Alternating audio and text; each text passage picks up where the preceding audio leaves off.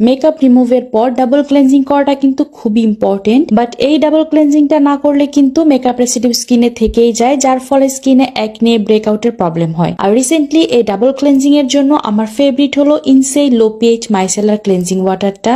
এইটা spray system হওয়ায় application প্রসেসটা খুবই ইজি। জাস্ট একটা কটন প্যাডে প্রোডাক্ট স্প্রে করে ক্লিন করে ফেলা যায়। যে কোনো টাইপের মেকআপ এই ক্লেনজিং ওয়াটারটা রিমুভ করে ফেলে। আর এইটা লো পিএইচ হওয়ায় স্কিনের পিএইচ লেভেলটাও ব্যালেন্স করে। যাদের সেনসিটিভ স্কিন আছে, কোনো অয়েল ক্লেনজার বা বাম ক্লেনজার ইউজ করতে পারো না, আই গেস এইটা তোমাদের জন্য বেস্ট হবে, কারণ এইটা সেনসিটিভ স্কিনের জন্য সুইটেবল। অলসো এইটায় কোনো আর্টিফিশিয়াল ফ্রেগ্রেন্স নেই, সো স্কিন ইরিটেশনের কোনো প্রবলেম হবে না। খুবই ইজিলি এইটা স্কিনের সব ডার্ট মেকআপ রেসিডিউ রিমুভ করে ফেলে। আর সানস্ক্রিন অ্যাপ্লাইয়ের পরও কিন্তু ডাবল ক্লেনজিং করাটা ম্যান্ডেটরি, যেটা অনেকেই জানো না। মেকআপ করার পর অথবা রেগুলার বেসিসে সানস্ক্রিন অ্যাপ্লাই করার পর তোমরা অবশ্যই ডাবল ক্লেনজিং মেথডটা ফলো করবে। আর বাজেটের মধ্যে এই ইনসের মাইসেলার ক্লেনজিং ওয়াটারটা খুবই ভালো, সো তোমরা এইটা নিয়ে নিতে পারো।